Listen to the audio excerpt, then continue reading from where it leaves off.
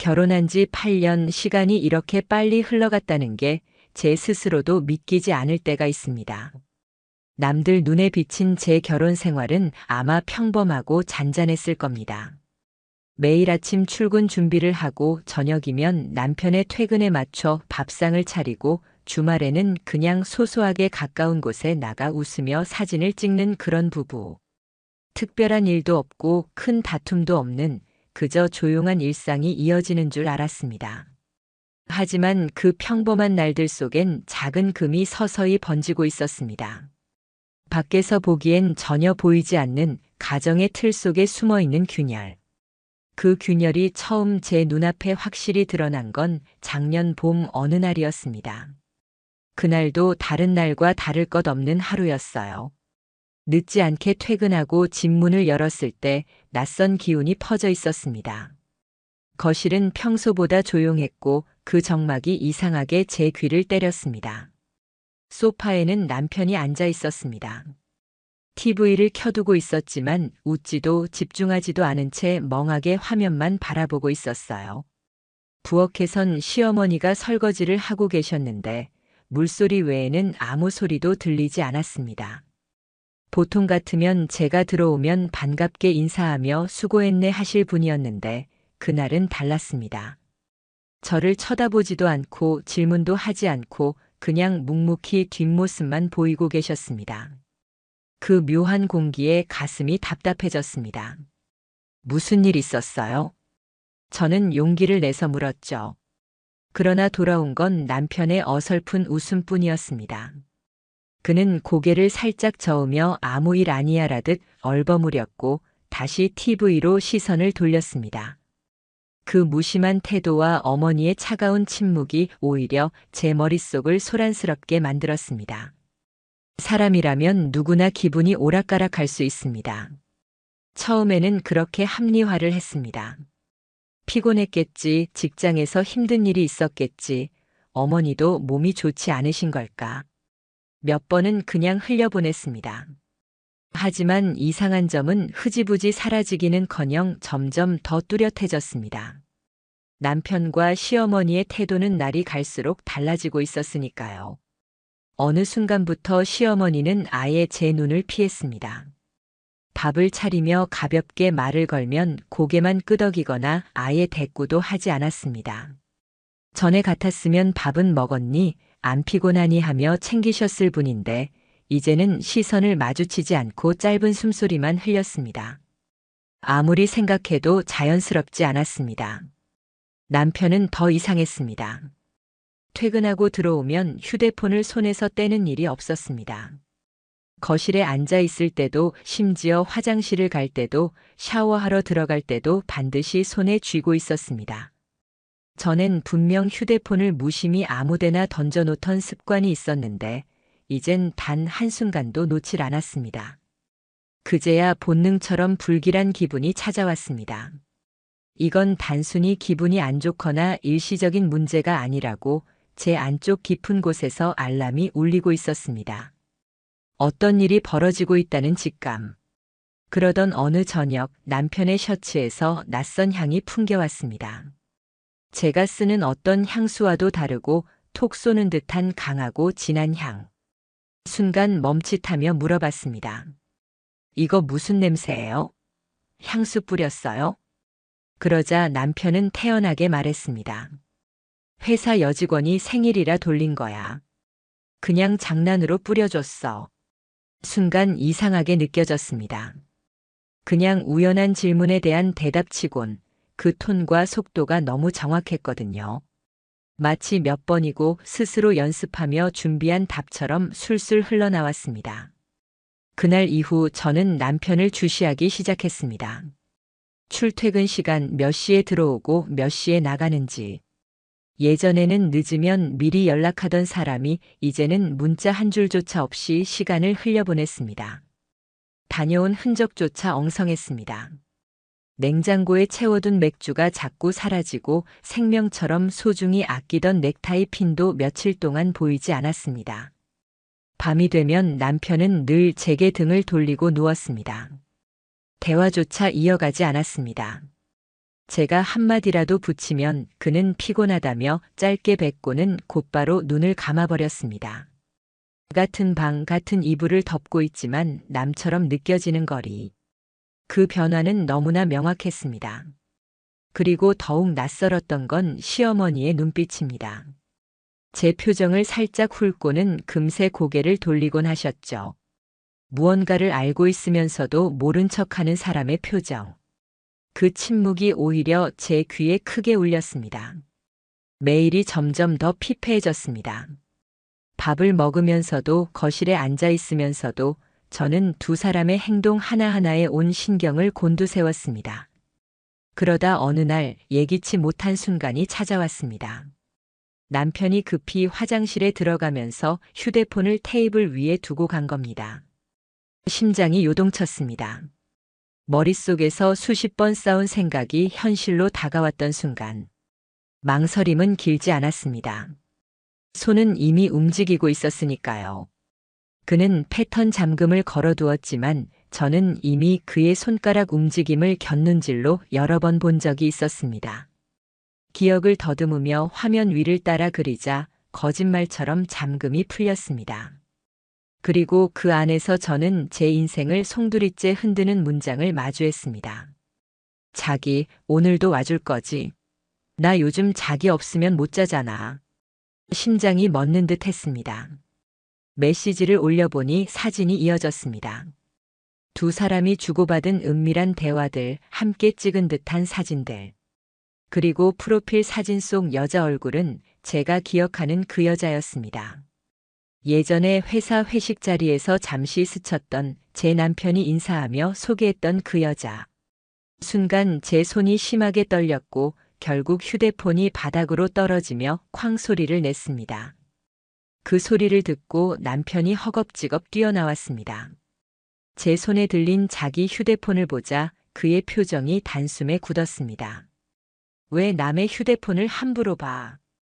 그는 다그쳤습니다. 변명은 없었습니다. 잘못했다는 말조차 없었습니다.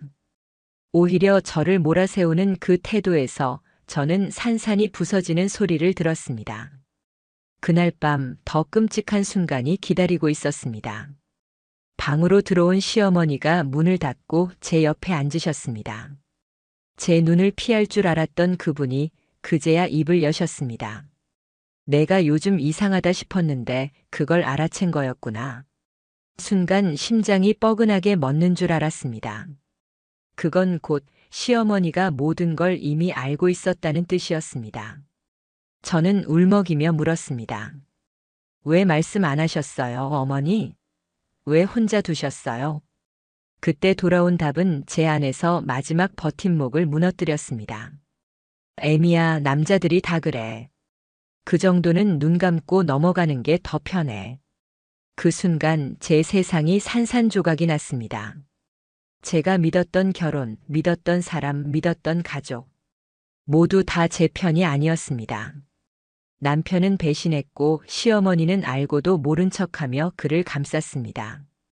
그리고 저 혼자만 우스운 희생양으로 남았습니다. 눈물이 멈추지 않았습니다. 하지만 그 안에서 가장 선명하게 일어난 생각은 분노였습니다. 이대로 끝낼 순 없다. 눈물로 묻고 넘어갈 순 없다. 저를 지옥으로 몰아넣은 그들 모두에게 반드시 대가를 치르게 하겠다고. 밤이 새도록 눈을 감을 수 없었습니다. 베개 위로 쉴 새 없이 눈물이 흘렀지만 그보다 더 저를 괴롭혔던 건 머릿속에서 연이어 터지는 장면들이었습니다. 남편의 휴대폰 화면에 남겨진 대화창, 낯선 여자의 얼굴, 그리고 그 모든 걸 이미 알고 있었던 시어머니의 차갑던 목소리. 몸은 무겁게 바닥에 깔렸지만 심장은 쉬지 않고 뛰었습니다. 울분과 모멸감을 얼마나 삼켰는지 가슴이 조여오고 속은 뒤틀리듯 메스꺼웠습니다. 나 이제 어떻게 해야 하지? 그냥 모른 척하고 또 살아야 하나? 아니야, 절대 그럴 수 없어. 저는 원래 이런 사람이 아니었습니다. 의심을 품고 남편의 행적을 쫓아다니는 성격도 아니었고 남편을 위해 성실히 내조하고 시댁에 가면 남들보다 먼저 일어나 일손 돕는 그런 아내였습니다. 그런데 지금 제 모습은 완전히 낯설었습니다. 하지만 방 한가운데 앉아 울던 순간 내 안에서 아주 선명한 목소리가 들렸습니다. 이젠 당하고만 살진 않겠다. 나를 지옥으로 몰아넣은 그들에게 반드시 돌려줄 거야. 그날부터 저는 철저히 다른 사람이 되었습니다. 우선 남편의 휴대폰에서 확보한 대화와 사진들을 캡처했습니다. 손이 떨려서 몇 번이나 잘못 누르기도 했고 눈물이 번져 화면이 흐려져서 조심스럽게 다시 찍어야 했습니다. 그렇게 모아둔 파일들을 제 개인 이메일로 전송해 저장했습니다. 흔적을 남기지 않기 위해 숨긴 폴더까지 활용하며 치밀하게 움직였습니다. 다음은 그 여자였습니다. 남편의 카톡 대화 속 프로필 사진, 닉네임, 대화 내용 속 단서들을 기반으로 인터넷과 SNS를 뒤졌습니다. 결국 그 여자의 흔적을 찾게 되었어요. 이름, 직장, 직책, 취미, 자랑처럼 올려둔 사진들. 그녀는 남편 회사의 기획팀 팀장이었습니다. 사진 속 그녀의 삶은 화려해 보였습니다.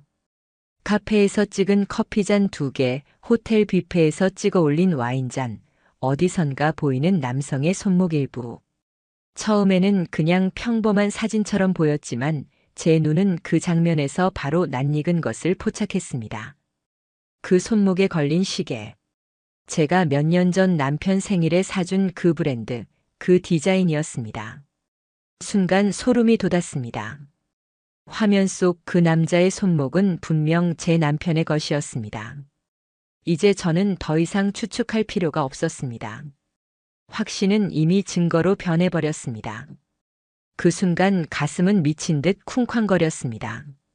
분노와 모욕감 속에서 저는 더욱 치밀하게 변했습니다. 단순히 의심하는 아내가 아니라 증거를 모으는 수사관처럼 제 삶을 뒤집어 놓았습니다.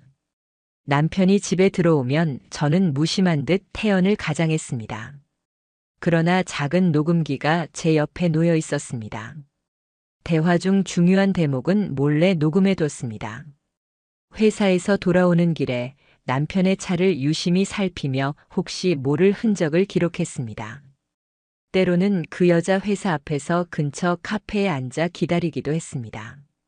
차 안에서 멀찍이 찍은 사진들이 제 휴대폰 앨범 속에 쌓여갔습니다. 저는 남편의 신용카드 내역까지 털어보았습니다. 호텔, 레스토랑, 와인바. 날짜와 시간이 서로 맞아떨어지는 그 기록들이 도미노처럼 놓여 있었죠.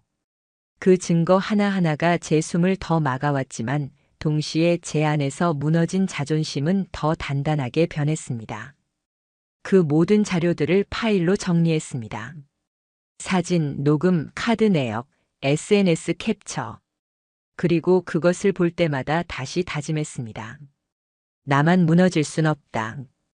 반드시 이 증거로 그들의 삶을 무너뜨릴 것이다. 하지만 그 모든 순간보다 더 역겨웠던 건 시어머니였습니다. 제가 점점 차갑게 변하는 걸 눈치챈 남편은 알아차린 듯 조심스럽게 행동했지만 시어머니의 태도는 오히려 달라졌습니다. 전처럼 따갑게 침묵하지 않았습니다. 다시 예전처럼 살갑게 말을 걸었습니다. 얘야, 요즘 얼굴에 기운이 없어. 어디 아픈 건 아니지? 내가 불안해하니까 얘가 더 집에 들어오기 싫을 거야. 그 말들이 제 귀를 후벼 팠습니다. 자기 아들의 불륜 사실을 이미 알고 있으면서도 모든 걸 제 탓으로 돌리는 말들. 내가 예민해서 그렇다, 내가 문제다라는 프레임으로 저를 몰아세우는 것이었습니다. 저는 겉으로는 눈을 피하고 약한 척하며 고개를 숙였지만 머릿속은 이미 싸늘하게 풀려 있었습니다.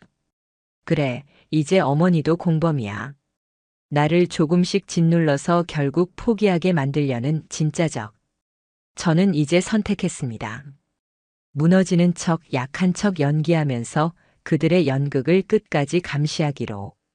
그 모습들을 차갑게 바라보며 법으로서 본격적으로 맞서기로. 그리고 결국 저는 변호사 사무실을 찾았습니다. 발걸음은 무거웠습니다. 사무실 문 앞에 서 있는 제 손은 떨렸지만 한 번 들어서는 순간 제가 돌아설 수 없다는 걸 알았습니다. 책상 위에 파일을 펼쳐 보였습니다. 변호사님은 하나하나 자료를 확인했고 곱씹듯 말했습니다. 충분합니다. 상간자 소송 가능합니다. 이혼 소송과는 별개로 진행할 수 있겠네요.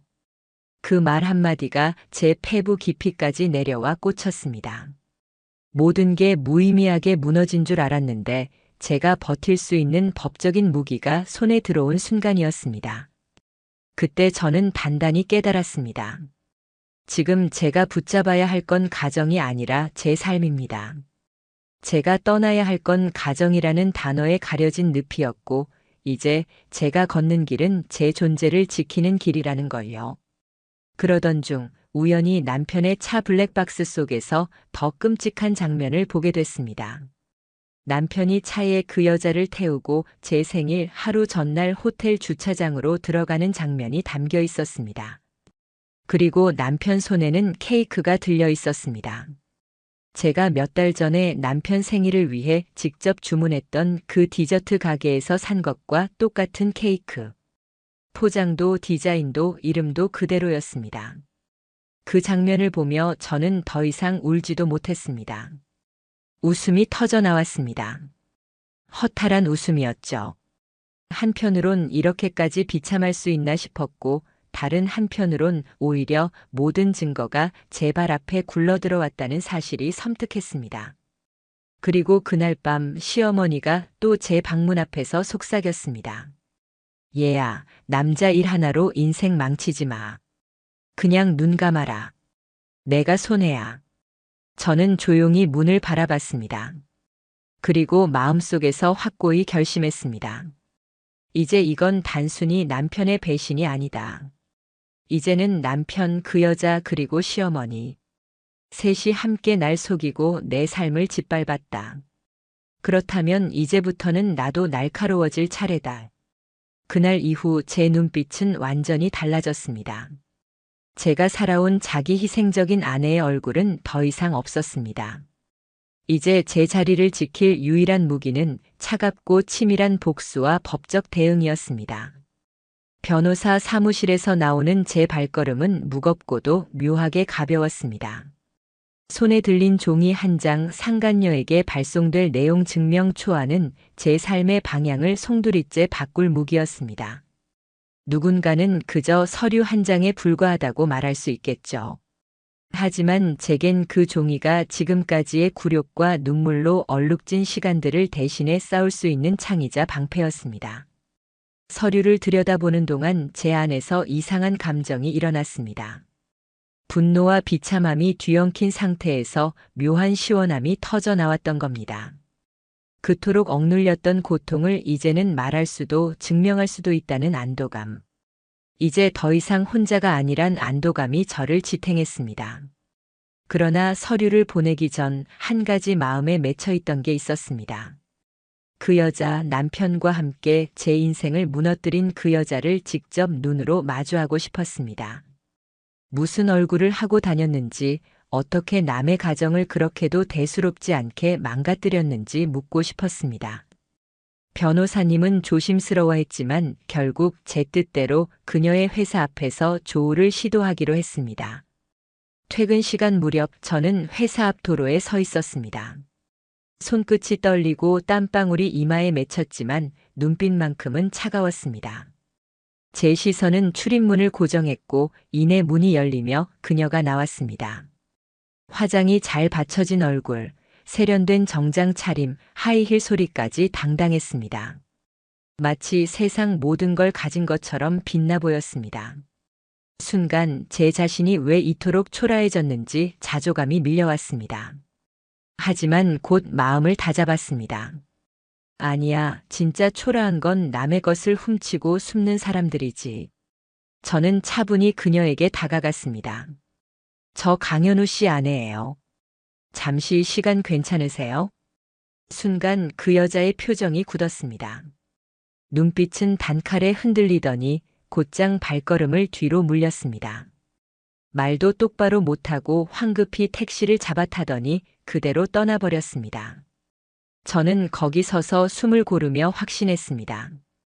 그 반응만으로 충분했습니다. 죄책이 없다면 담대하게 부인할 수 있었겠죠. 하지만 피하지 못해 도망쳐버린 건 이미 스스로 인정한 것이나 다름없었습니다. 이틀 뒤 변호사를 통해 그녀의 회사와 자택으로 내용 증명이 정식 발송되었습니다.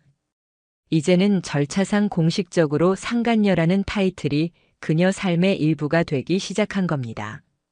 그런데 저는 남편에게 이 사실을 말하지 않았습니다. 끝까지 아무것도 모르는 척했습니다. 여전히 무심하고 바보 같은 척 그들의 연극에 맞춰주기로 했습니다. 남편은 시치미를 떼며 휴대폰을 놓지 않았고 시어머니는 저를 계속 관찰하는 듯 했습니다. 그들의 가식적인 연극이 제 눈앞에서 벌어지고 있었죠. 저는 그 모습을 보며 오히려 묘한 쾌감을 느꼈습니다. 그래, 끝까지 속아주는 척 해줄게. 그래야 너희가 무너질 때 더 통쾌하니까. 며칠 뒤 시어머니가 제 방문을 두드렸습니다. 얘야, 이번에 친구네 돌잔치 간다며? 같이 가자꾸나. 내가 아는 사람도 많고 좋잖아. 그 순간 깨달았습니다. 시어머니에게 중요한 건 현실의 문제나 제 고통이 아니었습니다. 단 하나 체면.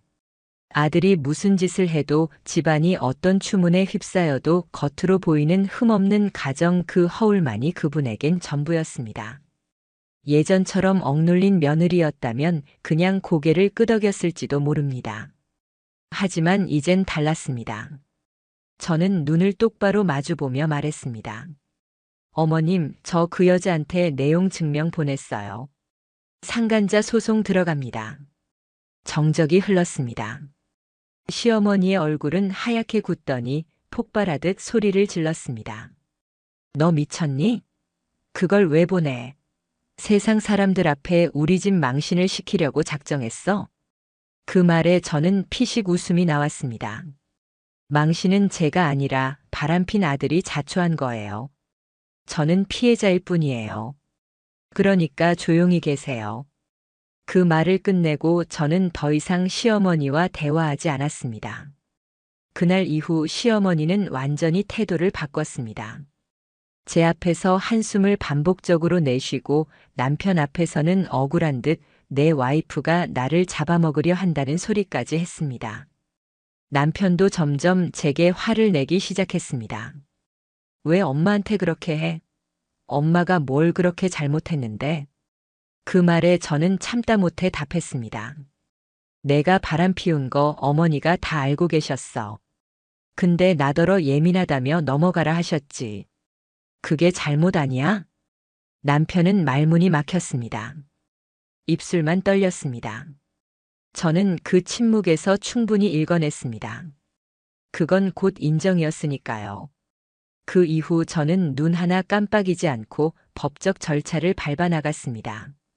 변호사와 상담을 이어갔고 이혼 소송과 상간자 소송을 동시에 준비했습니다. 양육권은 없지만 위자료와 재산 분할, 그리고 배상 청구까지. 제게 칼자루가 넘어왔다는 사실을 그날 처음으로 실감했습니다. 그 과정에서 뜻밖의 사건이 또 일어났습니다. 상간녀 측 변호사가 저희 변호사에게 연락을 보내왔습니다.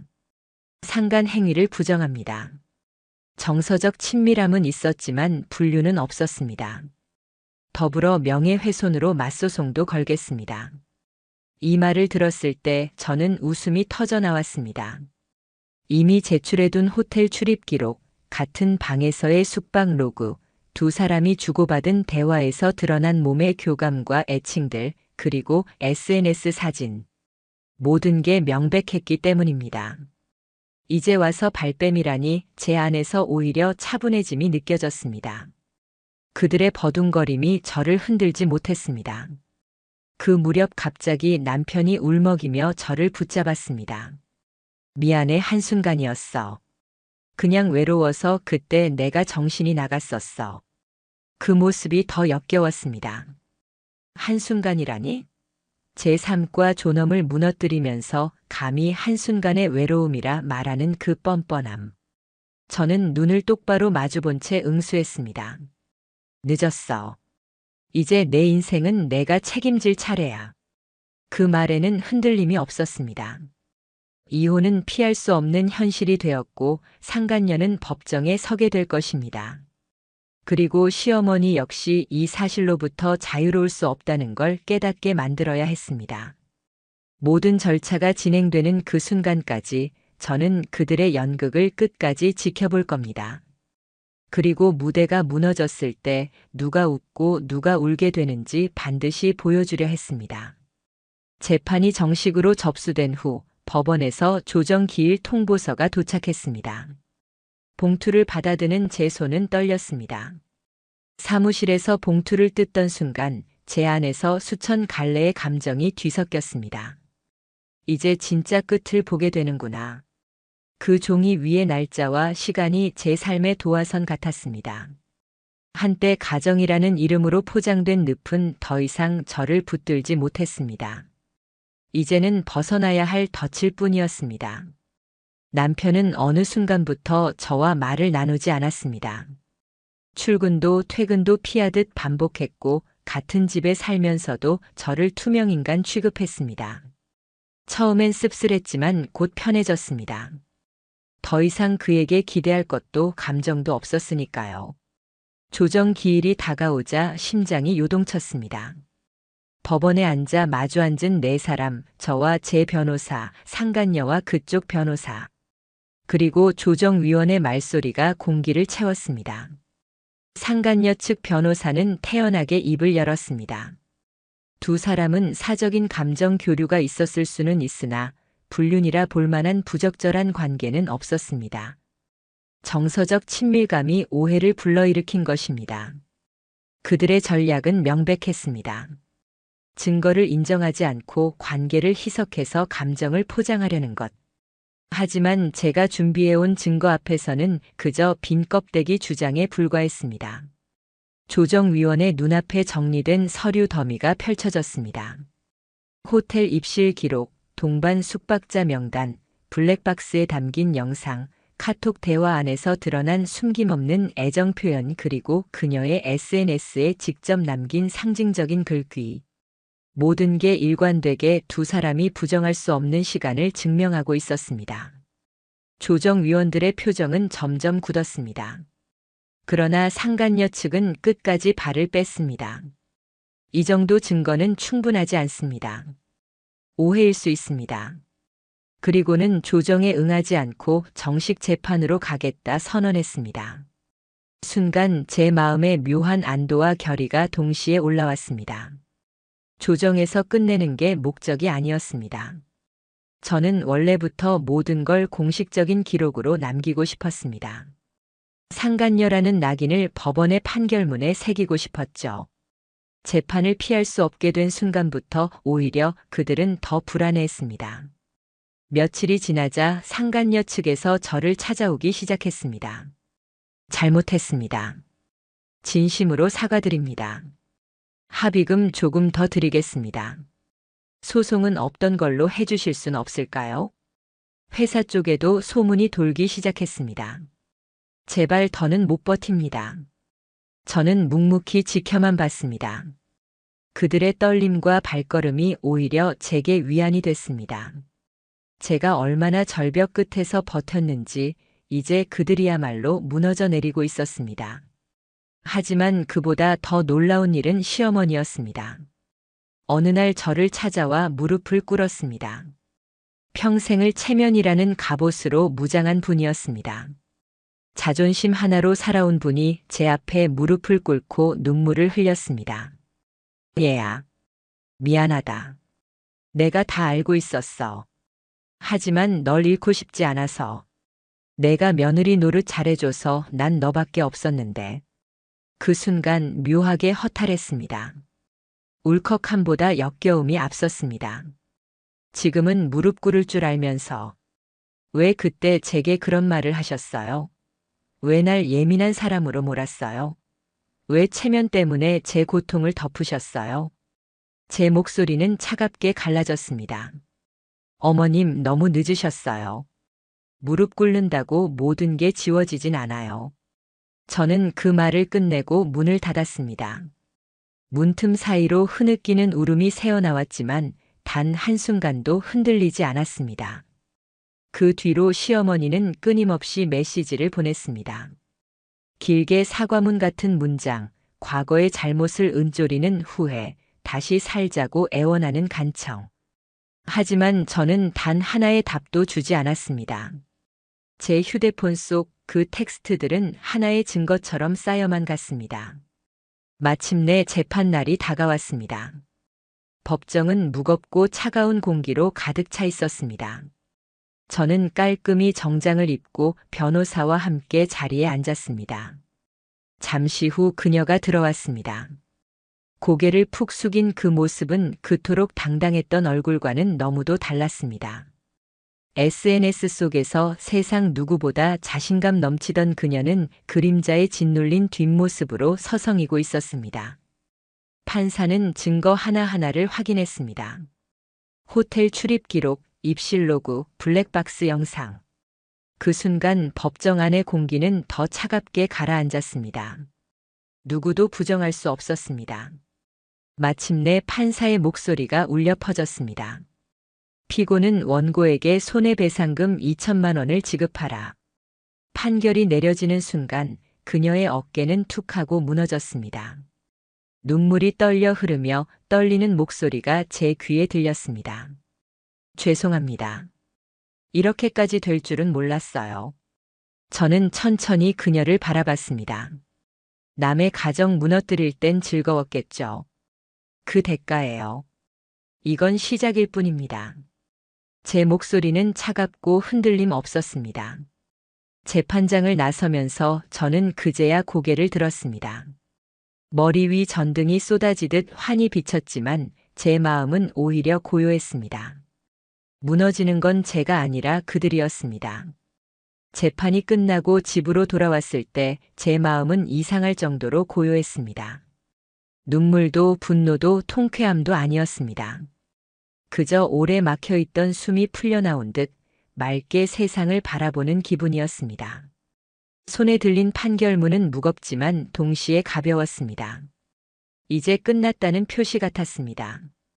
그날 밤 남편은 술에 절어 집에 돌아왔습니다. 현관에 들어오자마자 신발을 벗지도 못한 채 바닥에 주저앉아 울기 시작했습니다. 나 진짜 후회해. 모두 다 잃은 것 같아. 엄마도 날 피하고 회사에서도 다 알게 됐고 그 여자도 이제 전화조차 받지 않아. 그 울음은 진심일지도 모릅니다. 하지만 그게 무슨 상관이겠습니까? 울음으로 무너진 지난 시간을 되돌릴 수는 없습니다. 그의 눈물이 제게 작은 동정조차 불러일으키지 못하는 걸 깨달았을 때 저는 오히려 안정감을 느꼈습니다. 정신 차려. 내 인생을 무너뜨린 건 너 자신이야. 제 목소리는 차갑고 분명했습니다. 그 말이 그의 울음을 더욱 키웠지만 저는 등을 돌렸습니다. 이혼 절차는 생각보다 빠르게 진행됐습니다. 법원은 저에게 위자료와 재산 분할에서 우위를 주었습니다. 결국 우리가 살던 집은 제 명의로 넘어왔고 남편은 보증금도 없는 작은 원룸으로 나갔습니다. 제가 지켜온 공간이 온전히 제 것이 되었을 때 홀로 남겨진 저는 처음으로 안도했습니다. 그 후 들려온 소식들은 말 그대로 참혹했습니다. 먼저 남편의 추락. 직장의 소문은 삽시간에 퍼졌습니다. 상급자들이 눈치를 주었고 결국 팀장 자리에서 밀려 지방 발령을 받았다고 했습니다. 회사 안에서도 그를 피하는 이들이 늘어나더니 회식 자리에도 이름이 빠지기 시작했답니다. 함께 웃던 동료들이 하나둘 등을 돌린 겁니다. 외도라는 낙인은 그렇게 그의 어깨를 짓눌렀습니다. 그리고 상간녀, 그녀의 삶은 더욱 빠르게 무너졌습니다. 직장에서는 공식 징계가 내려졌고 다른 지점으로 인사 발령이 났습니다. 그러나 이미 퍼진 뒷담화와 낙인 속에 버틸 수 없었는지 결국 회사를 그만두었다는 얘기를 들었습니다. 가족에게도 사실이 알려져 완전히 고립되었다고 했습니다. 화려함을 자랑하던 SNS 계정은 폐쇄되거나 비공개로 돌려졌습니다. 사진 속에서 반짝이던 그 기세는 사라지고 뒤따라온 건 침묵과 흔적 지우기 뿐이었습니다. 그리고 시어머니.